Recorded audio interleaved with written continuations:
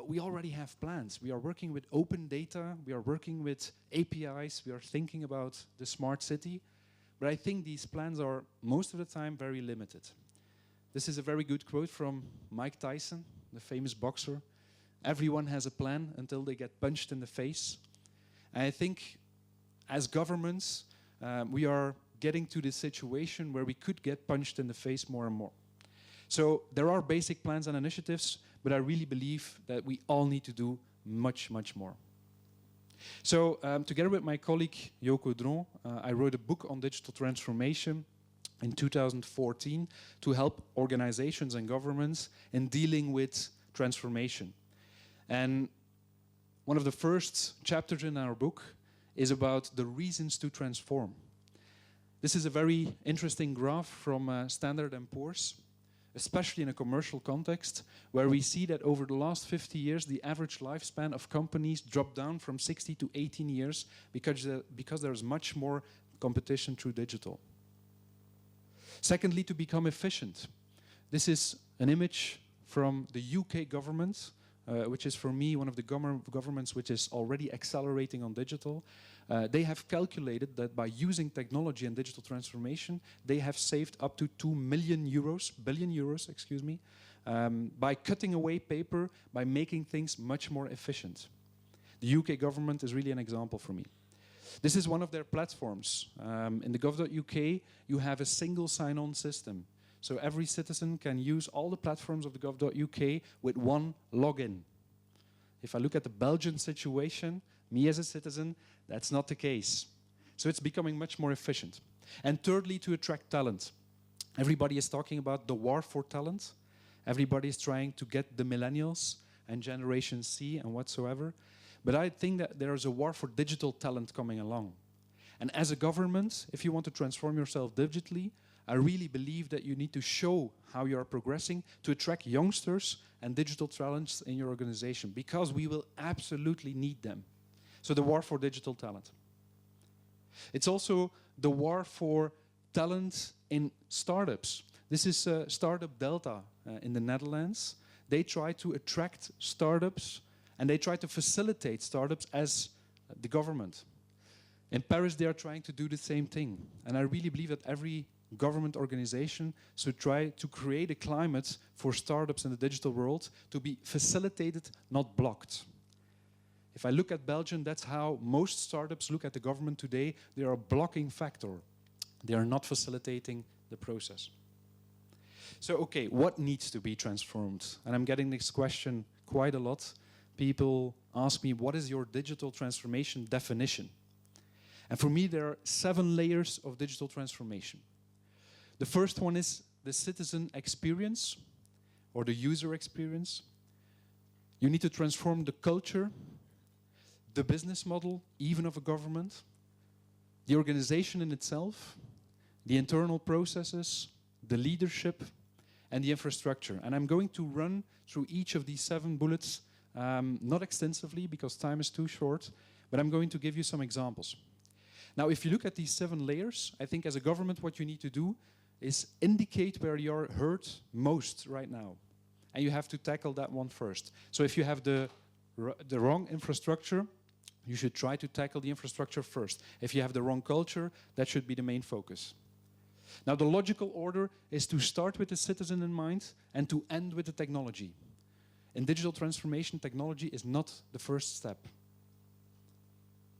So, okay. Citizen experience. I think we need to let go of ideas and we need to start solving problems.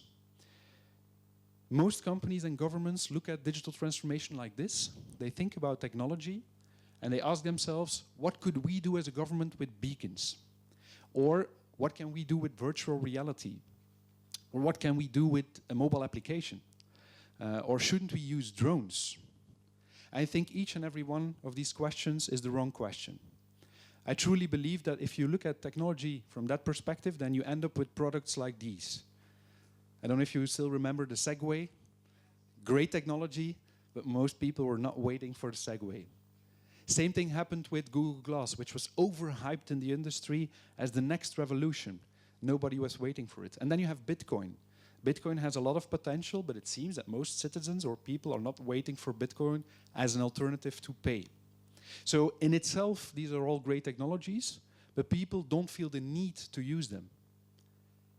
So if your ID failed, it's because it didn't solve an important problem for a large enough audience. If you want to transform digitally, make sure that you play upon problems. And if there's one thing that we can learn from Uber is that they solved major problems in the taxi sector. They knew that people had to wait in line to get a taxi cab. They knew that people had to stand in the rain to find a taxi cab. And then the best thing, if you ordered a taxi cab and the taxi was driving along, then he picked up your neighbor because the taxi driver doesn't know who has called me. So they solved each and every of these problems. With a push on the button, you can order your Uber. The taxi driver recognizes you from the image which is inside the app. And you can recognize the driver as well. So you can wave to see that this is your driver. So they started from a problem, and then they built an amazing technology platform to facilitate that process. But they didn't start from technology. And in our book, we have laid out a very practical tool for that. We call that the problem transformation canvas. And it's a very simple tool for the people that know Osterwalder and his business model canvas. It's inspired on that. And we believe that you need to start here. Start defining which problems for your citizens that you want to solve. Not the problems of your government, the problems of your citizens. And list the top problems that you have. And then think about solutions that can resolve those problems. And they won't be all digital. Digital transformation for me is not always digital. Then think about the functions, and in the end, think about the technology which is best suited to solve that problem. I think if we start doing this, we will end up with products which are actually used by citizens and not with gimmicks. I think there's a lot of money spent on gimmicks right now because people start from technology and not from problems. So for me, it's digital first over digital only. I still believe in the value of paper. I still believe in the value of offline experiences and human contact. But what I really think that we need to do is we need to start out as governments digital by default. And right now it's the other way around. We create a folder in communication and then we think, can we translate this to our Facebook page? Or can we put this also on our website? So we have to change that. We have to start digital by default and then think which of these digital things can also be useful on paper or offline or in human contact. Secondly, culture. You need to involve everyone. When I was in Amsterdam in 2011, I saw a very interesting presentation by Steve Keel on the next web. And he was talking about the zombification of companies. I think we can all agree that there are also zombified governments. A lot of companies these days have become very non-agile, and we need to find back that momentum. And in order to do so, I think you need to reflect that you know that everyone within your company or within the government can have the $1 million solution to a problem.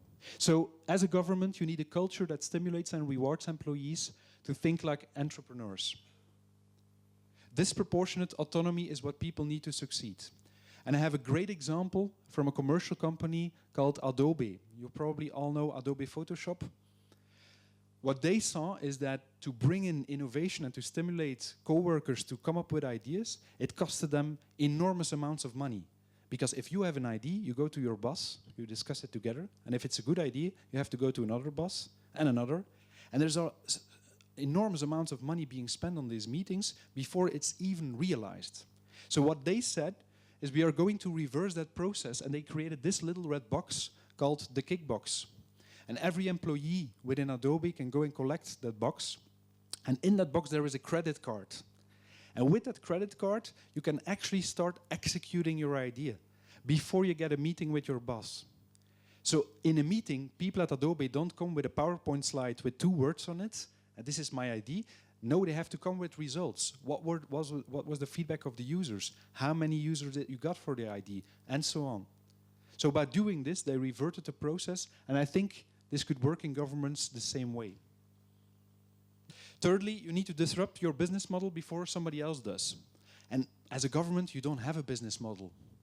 Or you have. And I think you have. This is the Facebook Little Red Book. Who is familiar with this? One person? The Facebook Little Red Book is a little booklet that every employee that starts in Facebook gets. And this is the first page. If we don't create the thing that kills Facebook, somebody else will. Embracing change isn't enough. It has to be so hardwired into who we are that even talking about it seems redundant. The internet is not a friendly place. Things that don't stay relevant don't even get the luxury of leaving ruins, they disappear. Facebook is one of the disruptors, but they know that they have grown into a major company, and they are facing the same problems that we have. They have grown too big to innovate. So they're trying to stimulate employees to keep an eye on the ball. These are 10 hyper-disruptive business models of the new players. And I'm not going to run by everyone in detail, but I want to recommend you, if you want to keep up with the new players, to go to the Next Web in Amsterdam.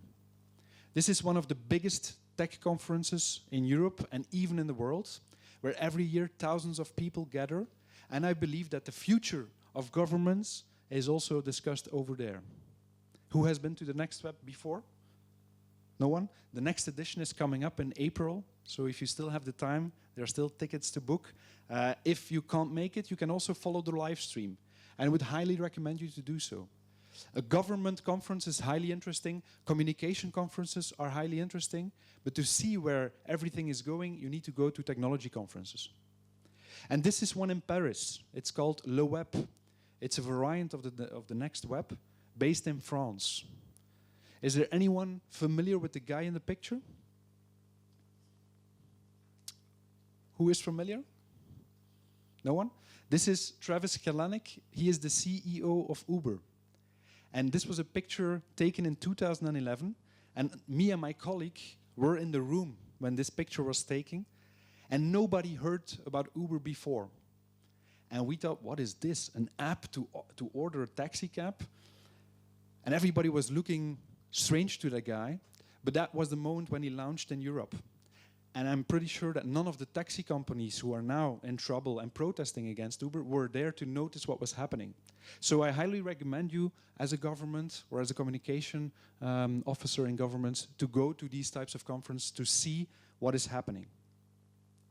It's also about partnerships. This is the French government that just partnered with Cisco to become the European leader in digital transformation. And I really think you need to reach out to these tech players. You need to know who is the local guy or girl in your company at Google. Who in your country is the local guy or girl of Facebook and Twitter and others. I think you need to partner with them because they're also trying to hook up with citizens. These are the 3 goals of the French government. They want to educate over 200,000 people in 3 years for digital roles. They want to start a pilot for a smart city in one of the French cities. And they want to support digital innovation through a fund of over $100 million to be spent in French startups by Cisco. So they are taking this very serious. This is an example from the Spanish government. They have partnered with Huawei to improve digital transformation efforts and stimulate Spanish companies to help develop smart cities. And I really believe that is the way that we need to go. So how do you do that? I think you need to bring digital into the core of your organization. And I think most governments are failing there. From what I see is that most organizations are structured like this. And this is the digital team, which is mostly one person who is responsible for social media, email marketing, content marketing, updating the website, and everything else in between. That's not how we are going to transform ourselves. So if I think about digital transformation from an organization perspective, we need to become like this. Digital, as Carl already pointed out, has to run through each division of the government. If you look at commercial companies and also governments, they mostly have a digital marketing team. And then you have communication, customer care, sales, HR, and other divisions. And I think if you look at digital transformation, it has to become a horizontal layer through your company and through each and every division of the government. Otherwise, digital transformation will not happen. This is not something that is limited to communication and marketing. It goes way further than that. So for me, why are governments disrupted? Because digital is like not just in the basement, they're on the first level, mostly one person, and they don't have a strategic role. We need to transform ourselves and put digital throughout the company and throughout all divisions.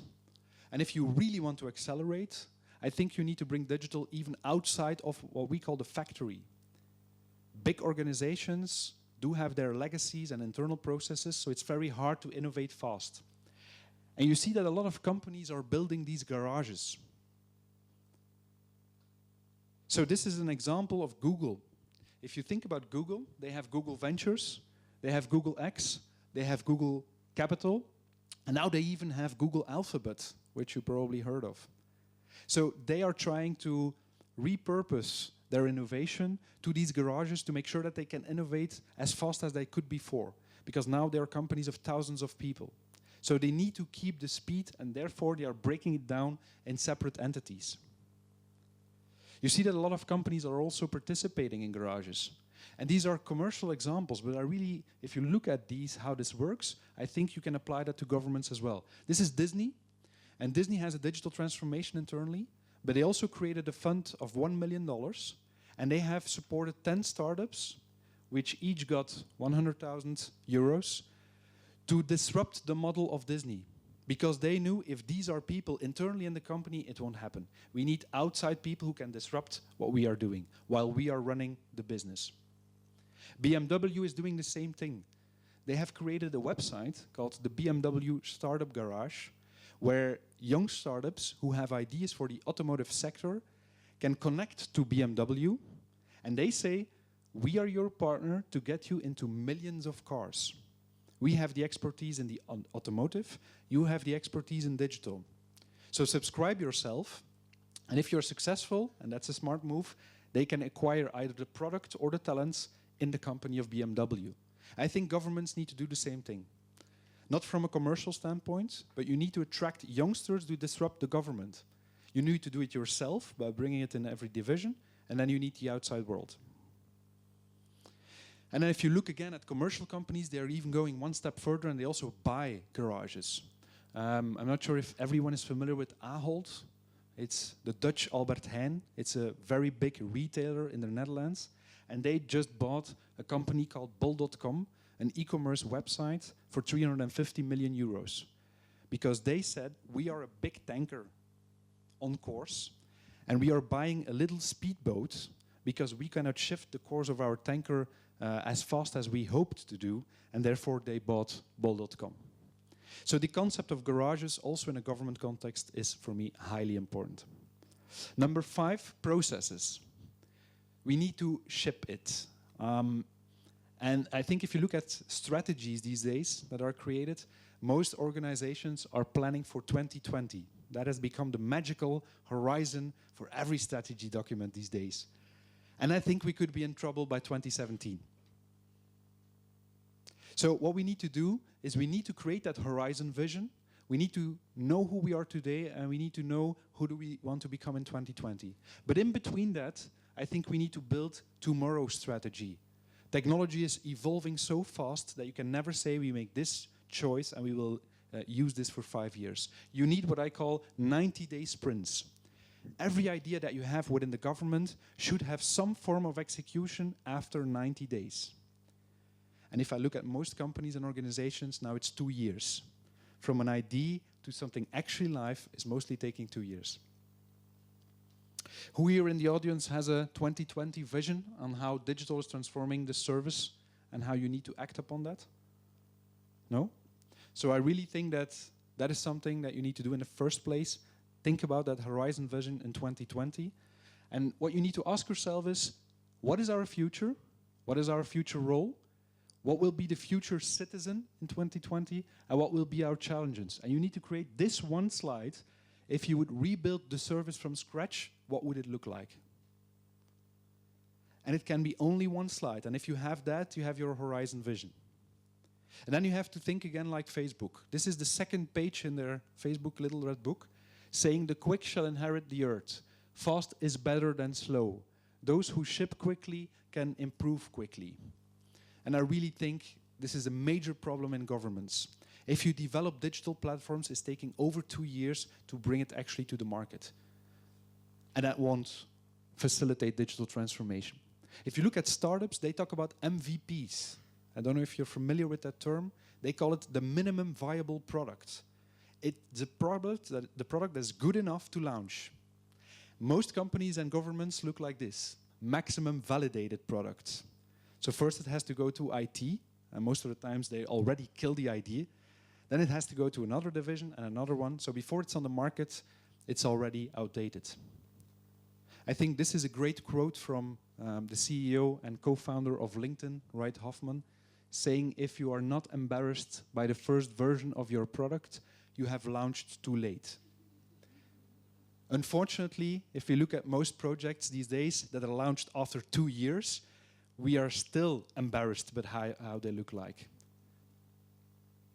So you need to realize quick wins. And I think you need to realize quick wins even in the first 90 days if you start your digital transformation, because people need to know what is happening. What are we actually doing? And I have one big tip: go paperless. I think for every one of you, this should be the first point on your digital transformation, is go paperless. I still believe in paper, but only where it adds relevance. And in most cases, it's not relevant. It's costing enormous amounts of money. So cut away the paper, you cut away the irritation for the citizen, and you cut away the costs at your organization. And then you have to create what we call a digital agenda. This is Germany's 7-point digital agenda for 2017, where you can see what they want to tackle first. So they start out with digital infrastructure, digital economy and workplace, innovative public administration, shaping digital environments in society, and so on. I've put the website down here, so if you want to have a look at it, you can look it up more in detail. Number 6 is about digital leadership. I really believe that we need to bring digital IQ in the board of the organizations. We need to have digital IQ on a director level and on a political level. And I think that's the major problem from a governmental standpoint. When I was in Paris at Le Web, I was in the room with my colleague, and we were looking at the agenda, and we saw that George Clooney was coming to speak.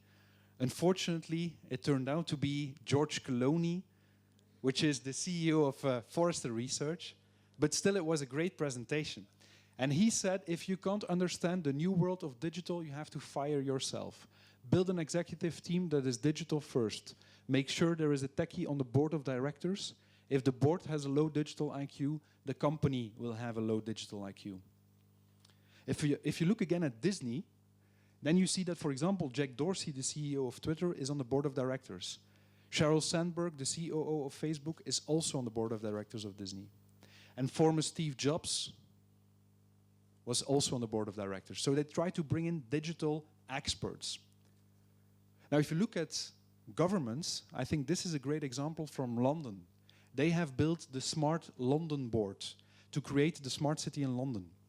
So they are attracting startups, they're attracting professors, they're attracting entrepreneurs in digital to help London to become that major smart city. I think you really need to do that. You need external specialists to keep up with the innovation. So, external people, but also a digital leader. And in our book we have claimed the role, the Chief Digital Officer. And it's just a label, but I really believe that you need ownership internally. Somebody needs to take responsibility on a high level for everything which is digital. And we are lacking that in most companies and governments these days. This is an example from McDonald's. This is Atif Rafiq. He is a former Amazon and Yahoo executive who has been the CDO of McDonald's since 2013, saying our objective is to be ready to move at the pace consumers are. And by the way, he's not alone. He's recruiting a team of over 200 people to build the McDonald's of the future. They are all people coming from Facebook, Yahoo, Microsoft, PayPal, AOL, and various other tech companies. So they are taking this very serious. It's not only in commercial contexts. This is the CDO of 2014, Rachel Hayot. She's the Chief Digital Officer of New York. So she's responsible for every digital initiative to build the smart city, saying our digital goals are using innovation to better serve constituents and using technology to drive the economy. And as I said, the gov.uk is one of the best examples, and this is the guy behind it, Mike Bracken, saying, unlike previous government regimes, we've concentrated zealously, almost evangelically, on users and citizens. Now, if you take this one step further, who is familiar with the stealth startup program of Obama? No? Obama has recruited a top tech talent team from companies as Google and Facebook. He gathered a lot of employees of these two companies in one room, and he gave a speech as only Obama can do, and he said, "We need you. I will never be able to pay you what you earn these days at Google and Facebook, but I think we will have a great mission together. We can reboot how government works." And Obama has appointed a director called Todd Park, who has 18 months to recruit a team of 500 people to drive the digital transformation of the White House. And the president says, what we realized was this could be a recipe for something larger. If the tech team succeeds, it could transform Americans' attitudes about government. I think this could be a major outcome for digital transformation, to make sure that citizens actually have a good perception of what governments are doing. This is the Australian government. They are hiring publicly the Digital Transformation Office. They even have created a website for that. Not only a website, they have a total social media plan for that. So they have a Digital Transformation Office YouTube channel. They have a LinkedIn page. They have a Twitter account. So they are trying to make this very publicly. And I think that could be the role of communication in digital transformation. For me, it's about becoming a glass house, internally and externally. I think governments need to communicate what they're actually building in digital to attract talents, but also to inform citizens. Also internally, I have the feeling that in a lot of governments, people internally don't know from each other what they are building in digital. There are a lot of ad hoc initiatives going on, ad hoc platforms. So the glass house, and then if you look at the gov.uk website, there you can see which projects are in discovery phase, which ones are in alpha, beta, and which ones are already live. So instead of just communicating something that went live, they are communicating already if they have the idea. And then if it's in alpha phase, they're communicating about results. So they try to open up as a glass house. And I think that's exactly what you need to do from a communication standpoint. This is such a project. So here you see the total overview of their projects. And this is a project in detail. It's the digital driver's license, where you can see when it was discovered, when it went in alpha, beta, and when it went live. So people can follow step by step where they are. And basically right now, me as a Belgian citizen, I don't know if we are building a digital driver's license. So what do I think then? That is the government is lagging behind. But maybe they're already building it, but I don't know about it. So we have to open up and communicate about every initiative so that citizens know that governments are not lagging behind, but that they are doing actually something on digital. And then the last point is about infrastructure. And as I said, for me, technology is the last thing that you should concern about thinking about your digital transformation. But of course it's important, because in most governments today we have lagging, fixed, outdated, expensive, super large platforms which nobody likes to use. Think about the SharePoints, think about the Yammers, think about all these platforms that irritate you on a daily basis. We need to get rid of them. They cost so much money, and we need to move away to more agile, cloud-based, user-friendly, much more inexpensive platforms, custom-made. Think about Google Apps, for example. Think about Skype for Business. And one of the greatest tools which is rising right now is Slack. For the people that don't know it, it's a communication tool which is replacing email. It's very successful, it's very user-friendly, it's not expensive at all, and everybody loves to use it. This is being used at the National Railway company here in Belgium to organize their entire social media activities. They have a team of 15 people using Slack on a daily basis to know where they need to answer. And it's working very well. And they use it totally free. So you can imagine platforms used to cost hundreds of thousands of euros, and these are free tools that you can use that work so much better. So for me, these are the 7 layers. The citizen experience, the culture, the business model, even if governments don't have an actual commercial business, organization, think about the garage, the processes, the leadership, and the infrastructure. I really believe that we are in digital kindergarten. I said it in the beginning of my presentation, the internet as we know it today is only here for 25 years. I'm sure you're all familiar with Elon Musk, the guy behind Tesla. He plans to go to Mars, and he's taking this very serious. He has brought satellites around the globe to beam internet to Mars, to make sure that if we arrive there, that we can send a WhatsApp message to say that we have safely arrived. His slogan is, I want to die on Mars, just not on impact. I think he is the Edison of our times. I really believe that we ain't seen nothing yet. So my advice for you is to use these 7 standpoints, forget ideas, start solving problems, involve everyone within your company, disrupt your own business model before somebody else does, bring digital to the core of the organization, ship it, so create that horizon vision and create also a tomorrow strategy. Think about who could claim the role of Chief Digital Officer within your organization, and introduce agile platforms. I really believe, and I hope that this is the message that you get out of my presentation, that the time has come to go all in on digital. Thank you.